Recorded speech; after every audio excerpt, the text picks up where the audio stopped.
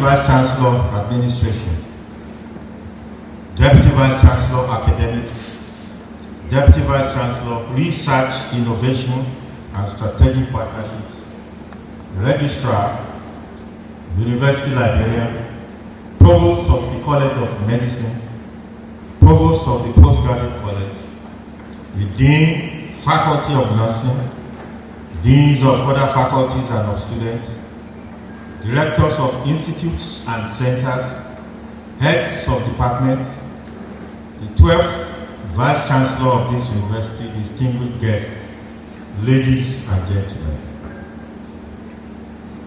The 622nd University of Ibadan Inaugural Lecture will be delivered today by Prof.Beatrice M.Ohaeri on behalf of the Faculty of Nursing. This is the first inaugural lecture from our Faculty of Nursing.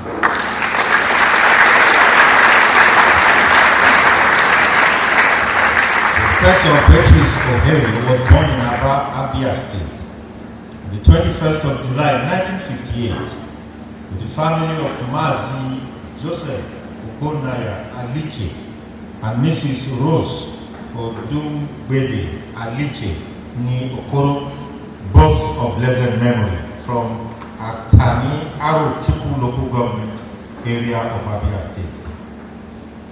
He had a primary school education at Okigwe Road Primary School, Aba, between 1964 and 1967, and thereafter at Eche Road Primary School, Aba, between 1970 and 1972.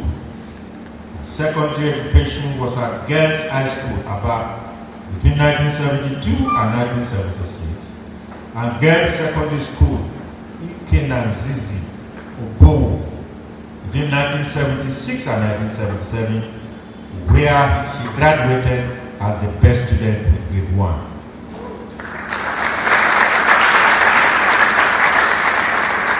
She began a remarkable professional career that's run over 4 decades after qualifying as registered nurse in 1981 at the School of Nursing, General Hospital Aba in Abia State. Driven by an unwavering commitment to excellence and lifelong learning, she obtained the registered midwife qualification in 1984 and became a registered nurse educator in 1993. She also earned a fellowship of the West African College of Nursing in 1997 and was later licensed as a registered nurse by the California Board of Nursing in the United States in 2012. Her academic progression at the University of Ibadan culminated in a Bachelor of Science in Nursing Education in 1992, Masters of Science in Medical Surgical Nursing in 1994, and Doctor of Philosophy in Medical Surgical Nursing in 2009. Professor Beatrice O'Haeri's exceptional academic ability was evident from her student days. She graduated as the best overall student in the Department of Nursing. She also received the federal government postgraduate scholarship and later earned an award for the best PhD thesis in the Faculty of Clinical Sciences in 2009. Alongside several research and conference awards, which included travel grants and recognition of outstanding scientific abstracts.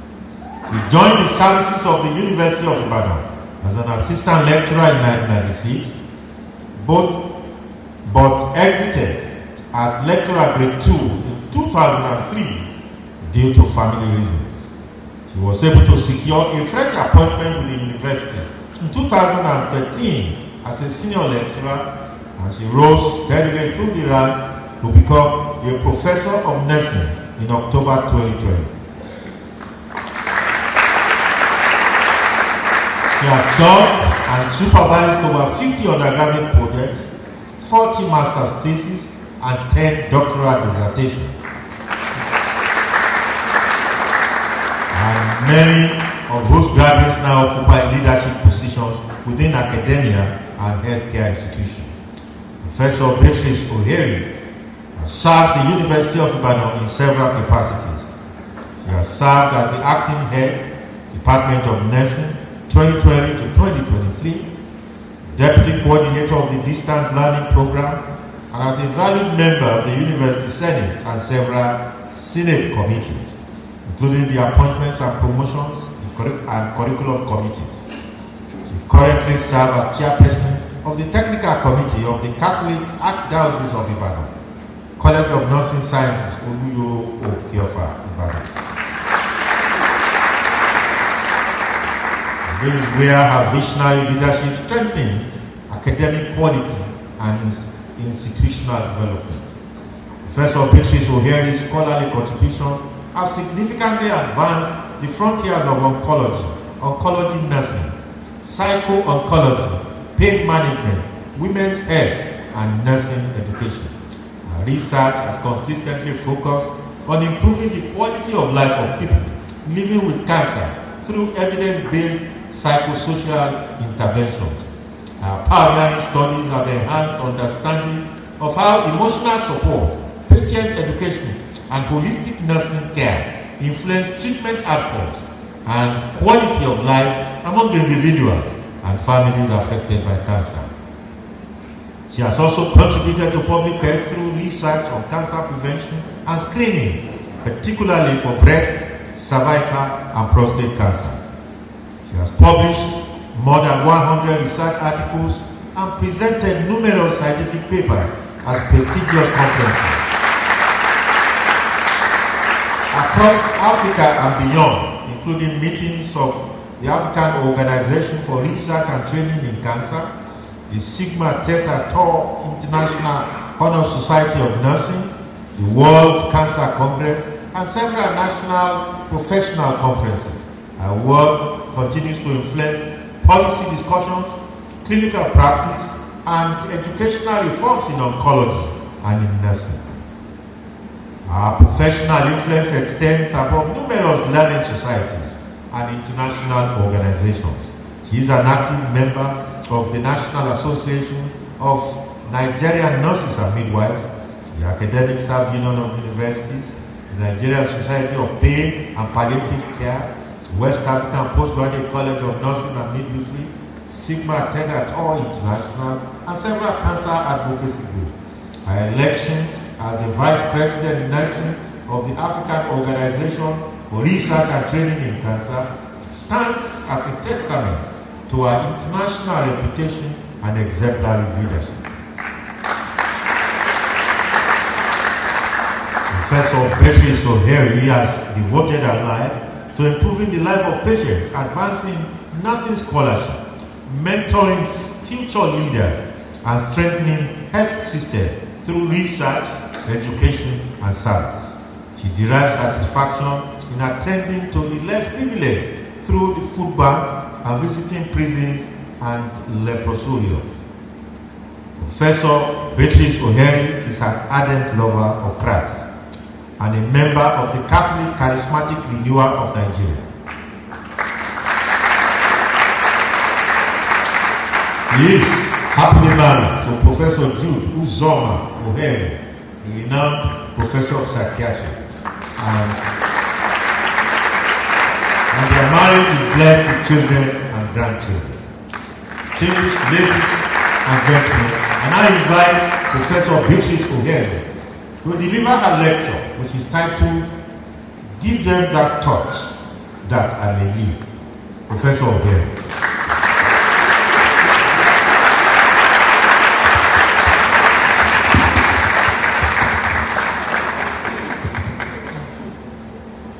The Vice Chancellor, Deputy Vice Chancellor Administration, Deputy Vice Chancellor Academic, Deputy Vice Chancellor Research, Innovation and Strategic Partnership, Registrar, the Bursar, University Librarian, Provost of the College of Medicine and Postgraduate College, Deans of the Faculty of Nursing, Dean of the Faculty of Nursing, Deans of other faculties and of students, Directors of institutes, Heads of Department, distinguished guests, ladies and gentlemen.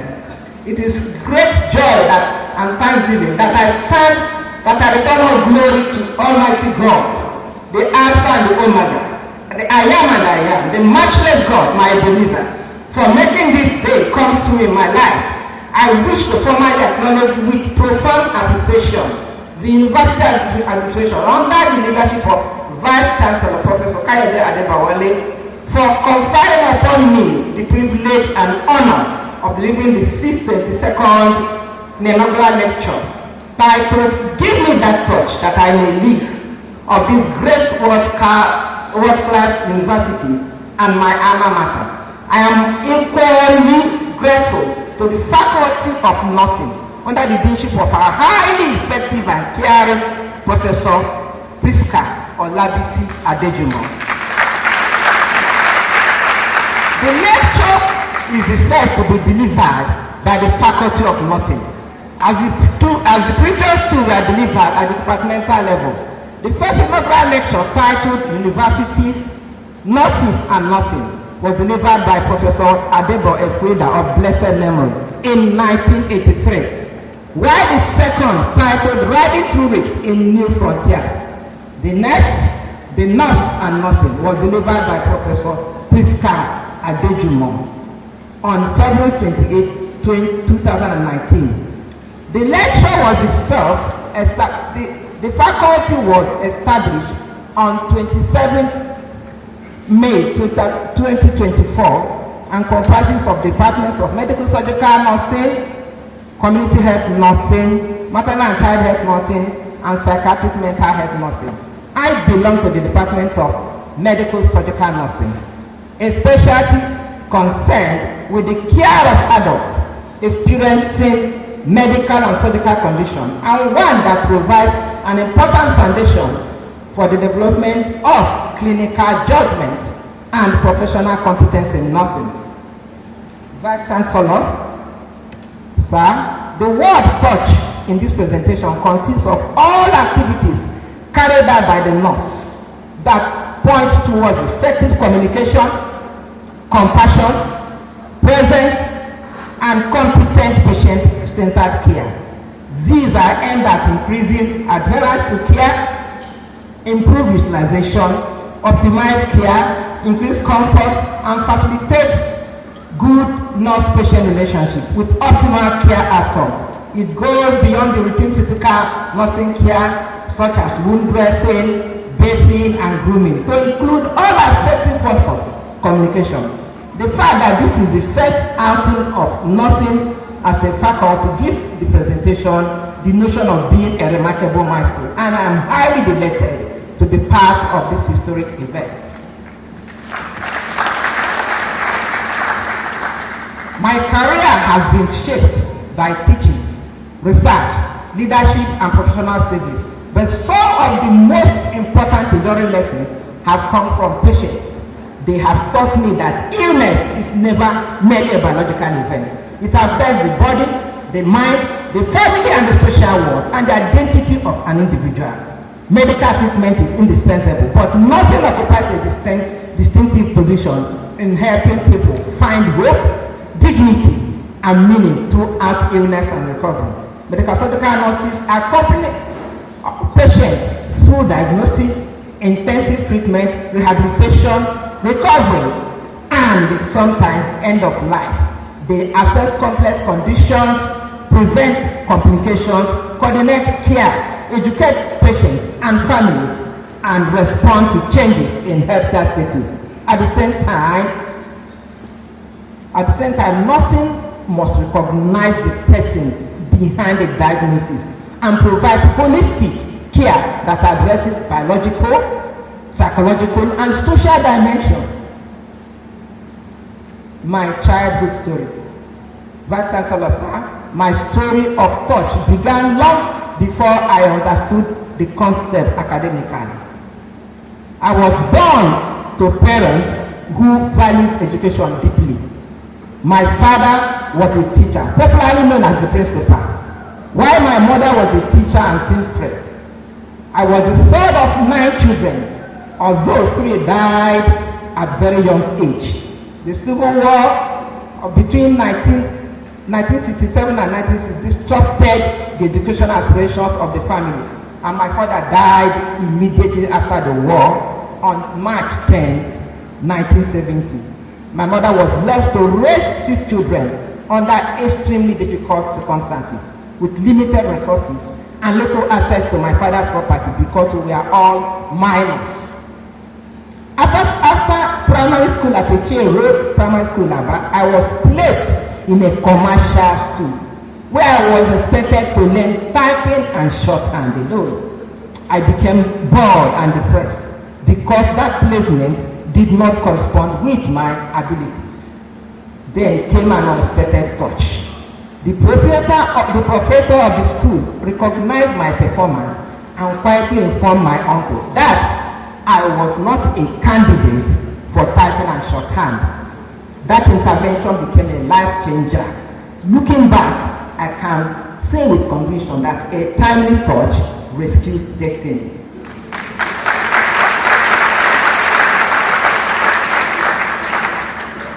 Career pathway. Vice Chancellor, sir, I initially aspired to become a pharmacist. But the presence of adequate career counseling at the secondary school level made this aspiration not possible. After the West African State certificate, my mother encouraged me to study nursing. At first, I accepted reluctantly, but that decision became another decisive touch in my life. At School of Nursing in 1978. During my preliminary training, positive comments and encouragement from a young handsome house officer, Dr. M.Ohaeri, became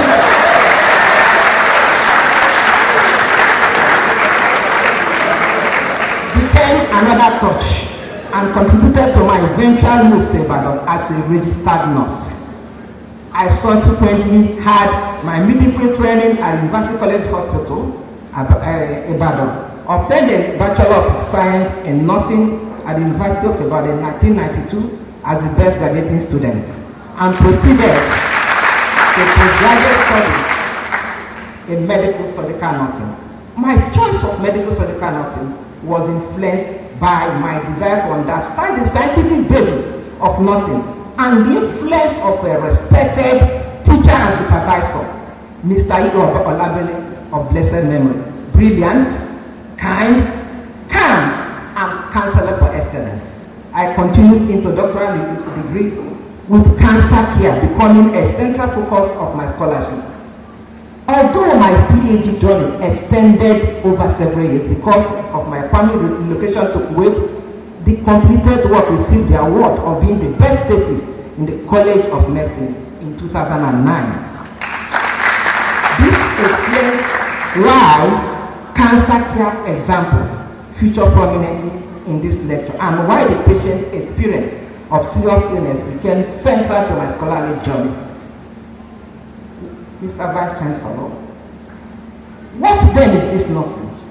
Defining nursing precisely is not a simple task because the profession has evolved with changing health needs, scientific knowledge, and social expectation. For instance, Nightingale, the mother of nursing, conceptualized nursing as putting the patient in the best condition for nature to act on it. Thus, she emphasized the creation of a therapeutic environment. Virginia Henderson in 1966 described nursing as assisting the individual sick or well with activities that contribute to health recovery or to a peaceful death. Those activities you would have performed if you had the necessary strength, will, or knowledge. Her position places dignity, independence, and respect at the center of the care. Across the definitions, one principle remains constant. Nursing combines knowledge, skill, and caring. Therefore, excellence occurs when evidence-based practice is delivered through genuine human connection. What then is this touch, Mr. Vice Chancellor? Generally speaking, touch is a tactile stimulus produced by personal contact with another person or object It is one of the basic human senses and an important means through which people communicate feelings, comfort, empathy, and assurance. In nursing, however, touch is more than contact between the hand of the nurse and the body of the patient. It is deliberate extension of care into communication, presence, reassurance, and relationship. It is the willingness to go that extra mile to respond to another person's need, even when the need is not written in the clinical chart. This brings me to the title of this lecture. Give me that touch, that I may live. At first glance, this appears to refer to physical touch. In meaning, however, it's much broader. It is the era of advancing technology, artificial intelligence. In the era of advancing technology and artificial intelligence, and robotic surgery, healthcare is becoming increasingly mechanized. Yet one therapeutic instrument remains timeless: the profound human touch. The newborn experiences maternal joy before speech, and even a dying patient who may no longer respond fully to the environment may derive comfort from the loving presence and touch of another person. Similarly, a patient beginning cancer treatment may not remember every technical explanation, but may remember the nurse who remained present, listened, and offered reassurance. There are two broad classification of touch: the task-oriented touch and the affective touch. Task-oriented touch is associated with physical contact required for muscle activities, whereas affective touch communicates concern, affection, and emotional connection. The distinction is useful, but they are not mutually exclusive. A routine clinical procedure can become meaningful when a meaningful therapeutic encounter when it is performed with dignity and explanation, sensitivity and compassion. Thus, the hand that takes common vital signs can convey reassurance. The hand that changes dressing can also convey respect. And the hand that assists the patient in the positioning can convey that to the patient that you have not been forgotten. There are several types of touch. They include spiritual touch, social touch, and emotional touch. But there's a science behind this touch. Mr. Bernstein, touch is not merely an emotional sentiment. This lecture presents it as biological and psychological dimension. Human touch is associated with neurochemical responses involving oxytocin, serotonin, dopamine, and endorphin. These neurochemical systems influence stress, mood, bonding, relaxation, and brain perception and emotional well-being. The significance of nursing is that compassionate interaction can influence the patient's experience and care through both psychological and physiological pathways. The philosophy of touch. In nursing practice, touch represents an embodied form of care in which vulnerability and responsibility coexist. It is the moral act because the nurse enters another person's body space with permission and purpose. For an embodied perspective illness, describe the patient's lived experience, not merely biological function. Touch must therefore be guided by autonomy, dignity, respect, and informed consent. The spirituality of touch. The spirituality of touch reflects the connection between physical presence and emotional meaning. Spirituality in this context does not necessarily mean religion.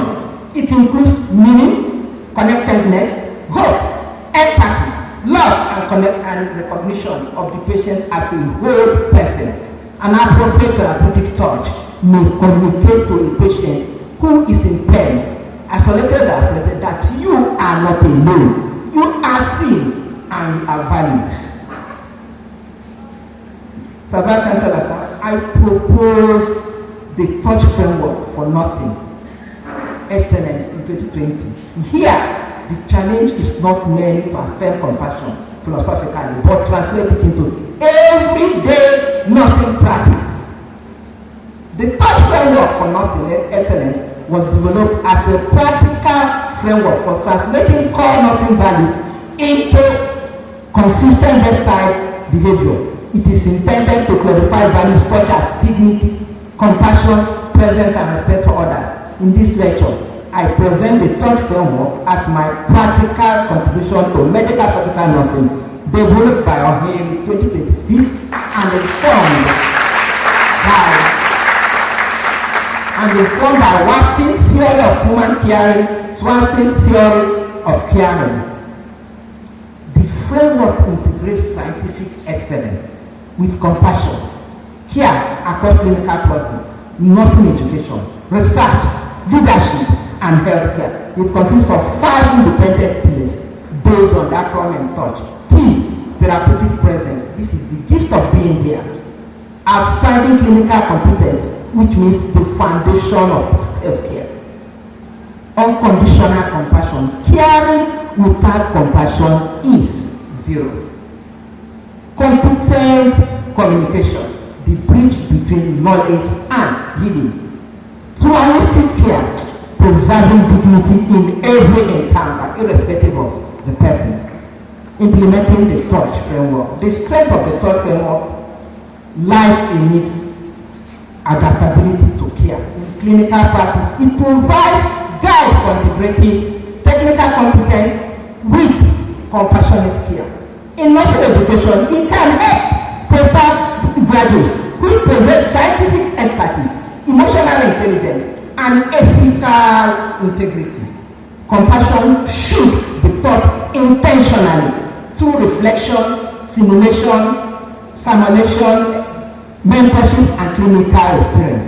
In healthcare organization, evaluation should not consider only technical performance and patient outcomes, but also compassionate care, communication equality, patient experience, and professional behavior. For researchers, this framework creates opportunity to examine relationship among compassionate care, patient safety, health outcomes, staff management, and quality improvement and organizational performance.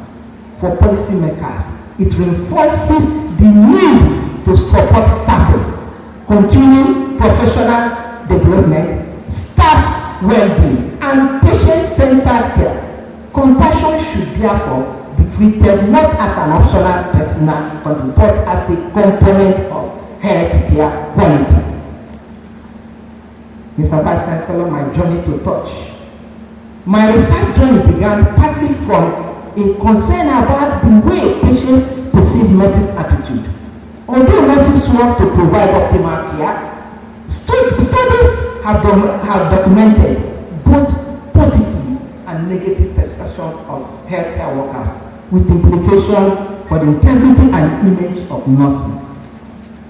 I became interested in finding that missing link between technical correct care and experienced by patients as genuinely, and that care experienced by patients as genuinely supportive care. That concern gradually became a scholarly journey into communication, social support, information, psychosocial care, prevention, treatment, leadership, and mentorship. Consider, Vice Chancellor, consider a 48-year-old teacher, wife and mother, who received a diagnosis of breast cancer. The diagnosis may be clinically correct, but at that moment, she will be asking, will I survive? What will happen to my children? Will I lose my breast? What happens to my husband? Will I still be the same person? What she needs is not only diagnosis accurate alone. She needs someone to acknowledge her fear, provide reassurance, and offer hope before moving to treatment details. This illustrates the missing dimension that became central to my research: the touch of communication, information, emotional support, and presence. Vice Chancellor, sir, the zeal to bridge the gap between technical competence and patient perception of care culminated to to my first project at the BSc level. The study examined client's perception of attitude of healthcare workers and how this perception affected utilization of modern healthcare services. Among 100 medical outpatient attendees, preventable delays associated with nurses were observed.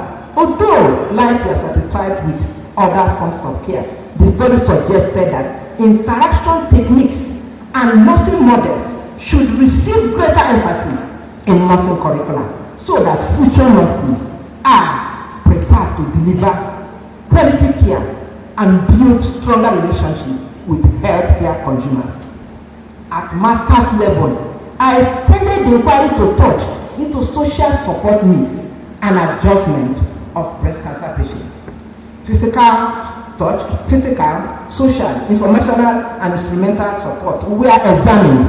The findings showed that importance of information and use of pain in adjustment to cancer. This became a wake-up call to healthcare professionals to be creative in providing information to patients and their relatives, particularly information about pain and coping with the cancer experience. The experience strengthened my conviction that good communication in itself is a form of touch that facilitates acceptance and adaptation to cancer. At the doctoral level, at Central Aside, the quest to understand touch became explosive for me. This led to me to develop a conceptual framework around informational, emotional support, with findings indicating improvement in the quality of life of breast cancer patients. M.Ohaeri et al. 2011. The work was recognized with the award of the best thesis in the College of Nursing, in 2009.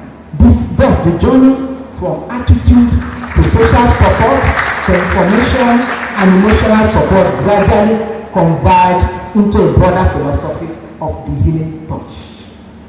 My contribution can broadly be classified into 5. Cancer assessment, prevention, treatment, which is mainly adjuvant, and mentorship and community service.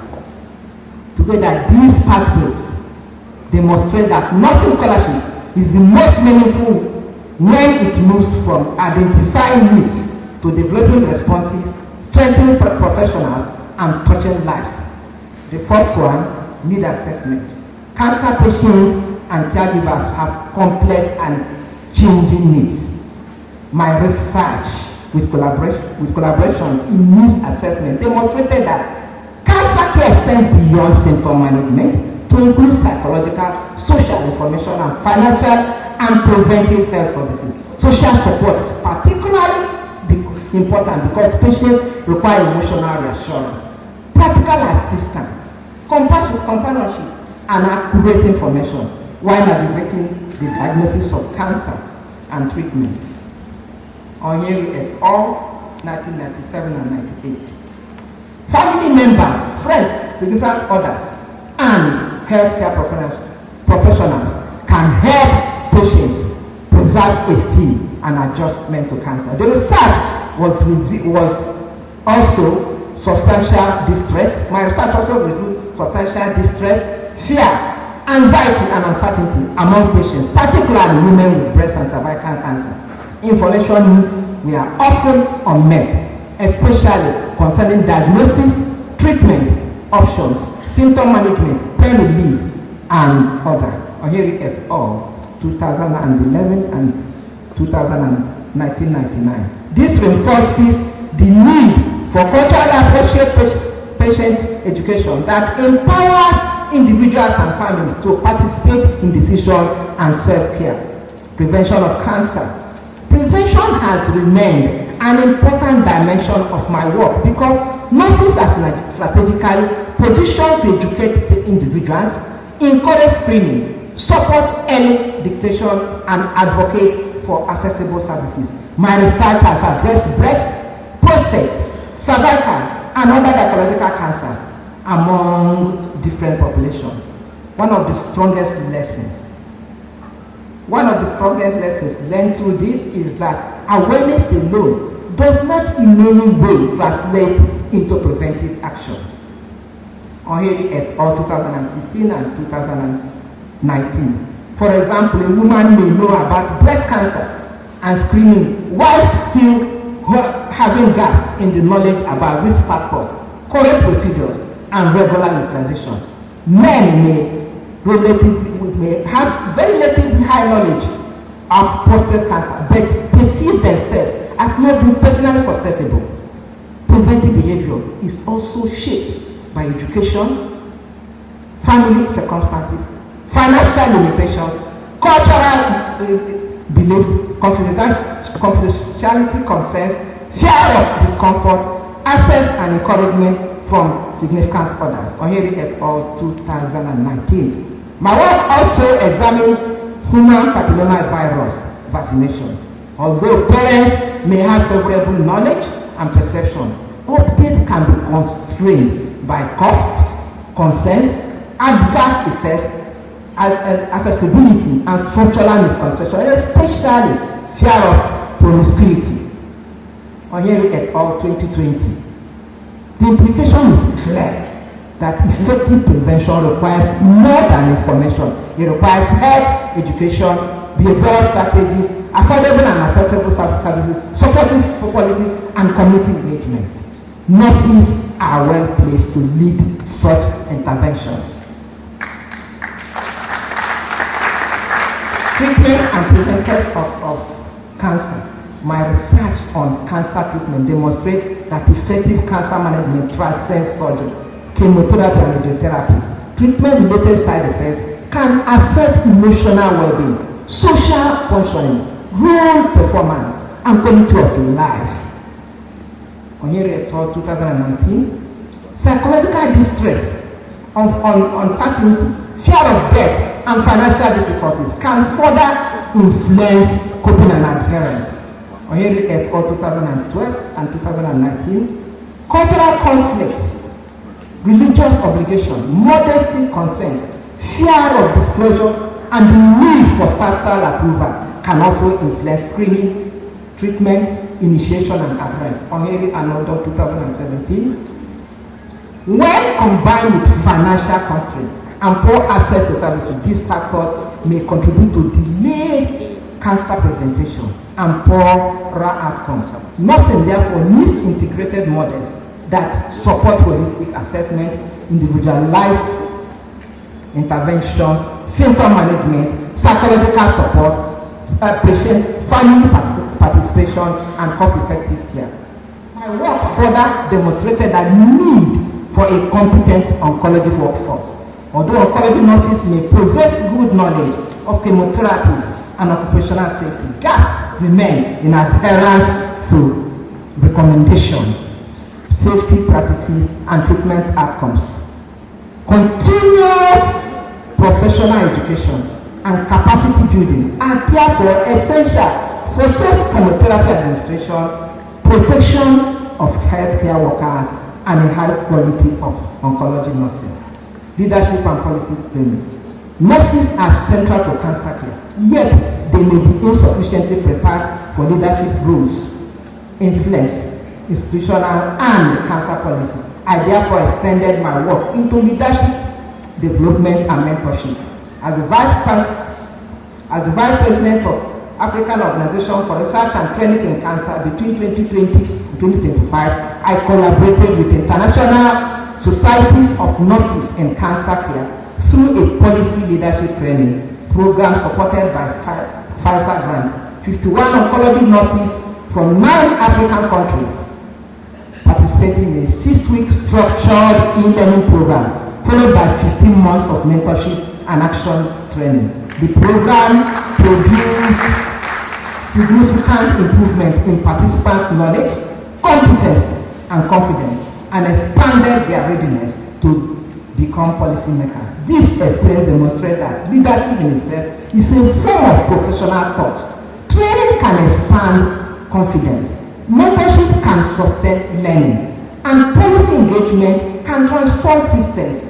Continued funding and and structured mentorship are needed to sustain and expand such initiative.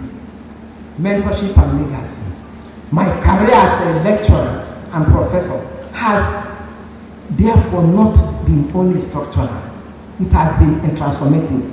Through mentorship and supervision, I have supported emerging scholars to discover their potential, generate evidence, and dedicate their careers to improving the lives of individuals, families, and communities.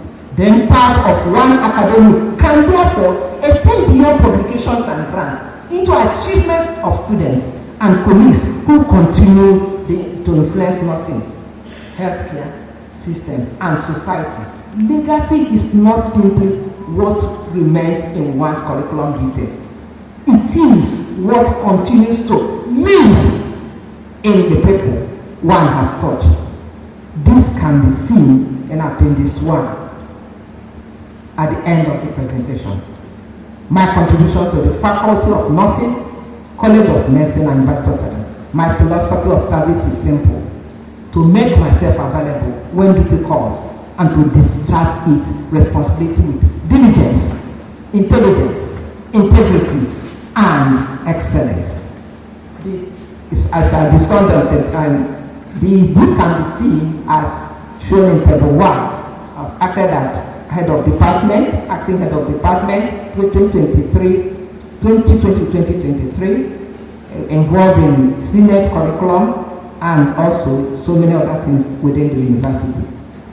After the university, my service extended beyond the university through external examination, assessment, professional education, and quality assurance. I have served as the external examiner and assessor as guest lecturers in many universities within and outside the country.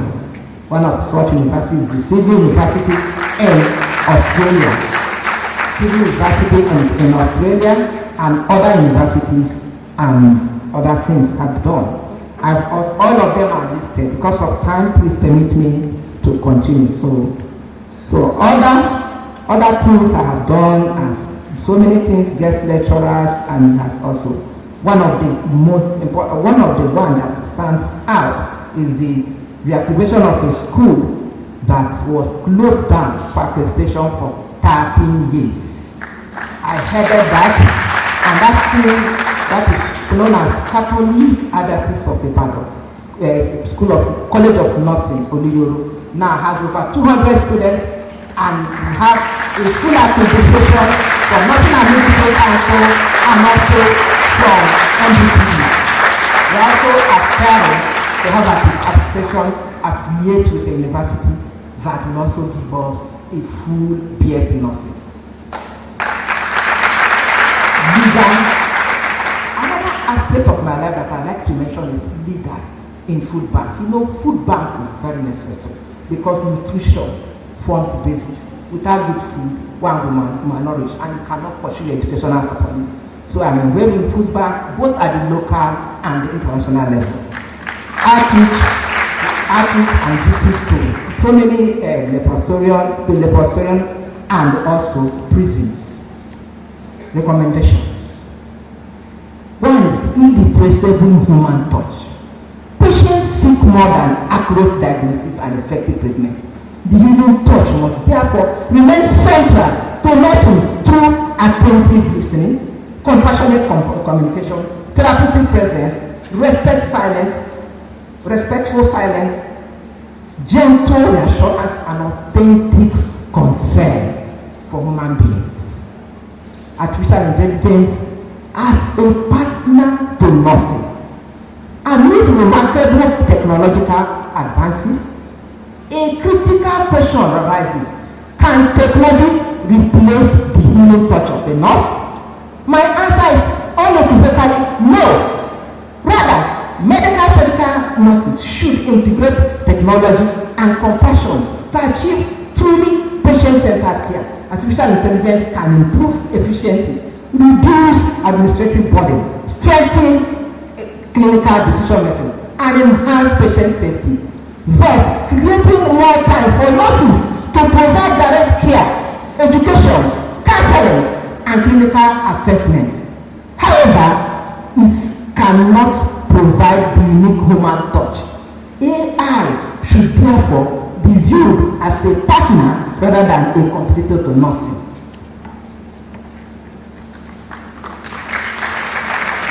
Preparing nurses of the next generation, nursing education must prepare graduates who are comfortable with sophisticated technology while remaining capable of compassionate bedside care. Mentorship should also become increasingly important because experienced nurses have the responsibility to model the coexistence of competence and compassion. Leadership for a changing profession. Nurse leaders must ensure that technological innovation strengthens rather than weakens compassionate care. Organizations should provide patient-centered care while supporting staff well-being, continued professional development, and ethical technological care. What then is the future of nursing? I envision a medical surgical nursing profession that is globally competitive, technologically proficient, intellectually curious, ethically grounded, and unwavering patient-centered care. Nursing education should produce graduates who combine advanced clinical competence with humility, empathy, and cultural responsibilities. Finally, a call to nursing profession. The future of nursing does not in any way depend solely on governments, universities, regulatory bodies, or healthcare institutions. It depends on every nurse who enters a patient's room with every educator who prepares future professionals and researcher who generates new ideas.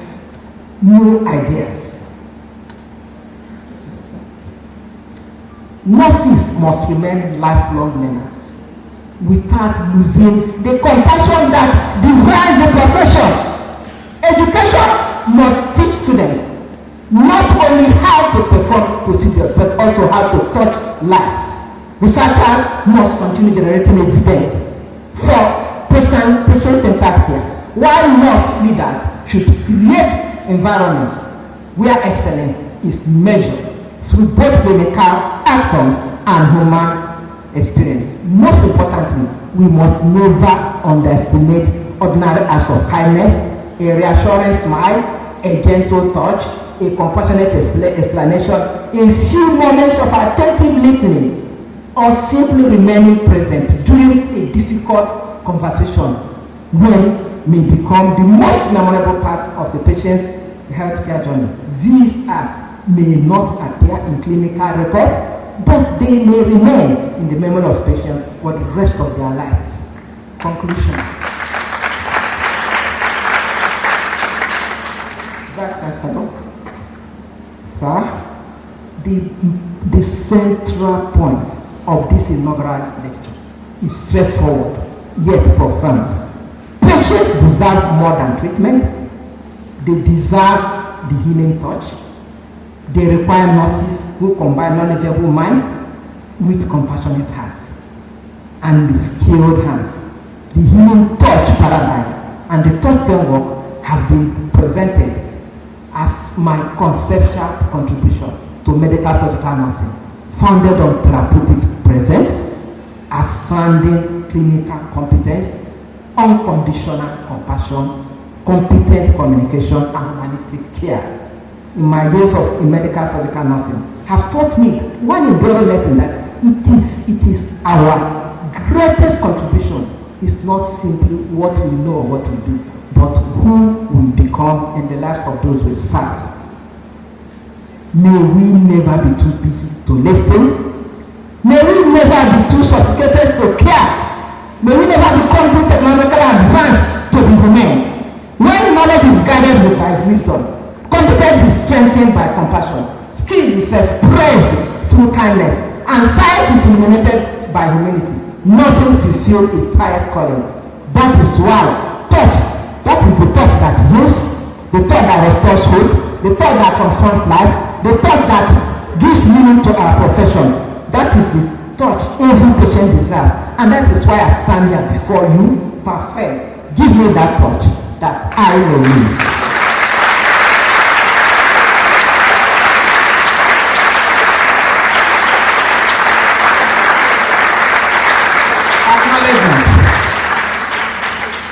Vice Chancellor, sir, the institution latest at this milestone, and to deliver this inaugural lecture.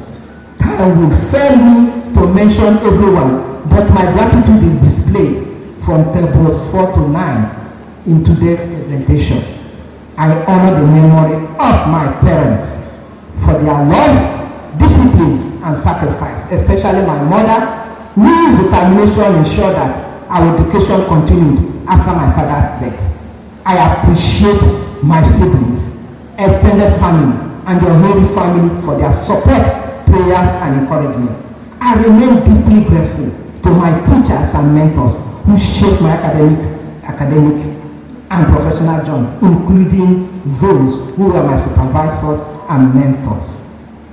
And I feel pleased to mention Mr. M.Ohaeri, who was my supervisor at BSc and Master's level of blessed memory, and Professor Bola Ofi, Dr. Kujere of blessed memory, and Professor Campbell, who supervised my project at PhD level.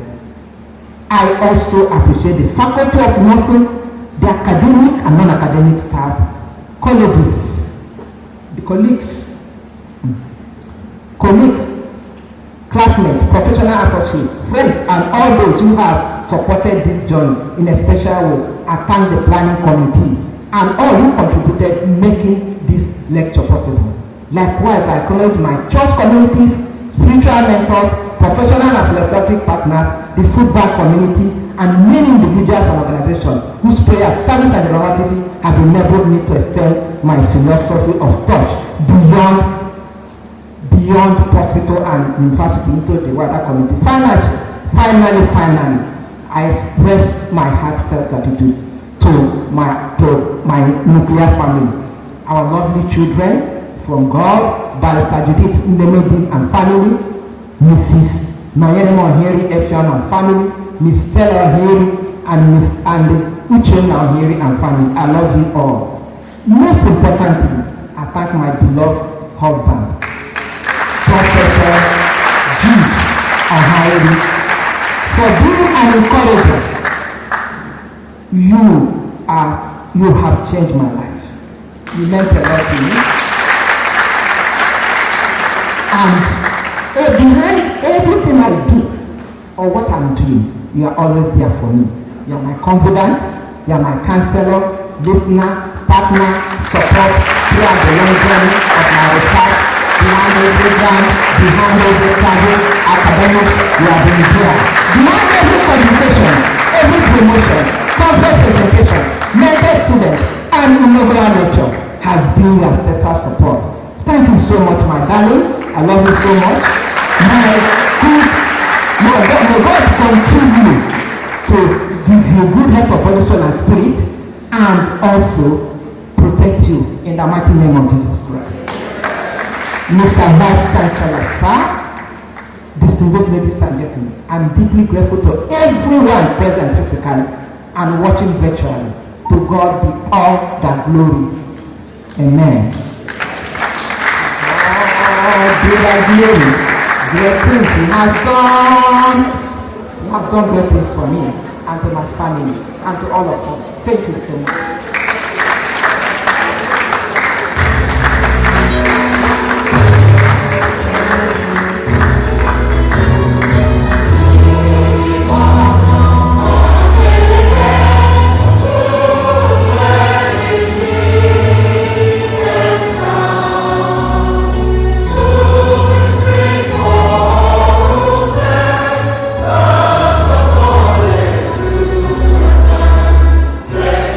So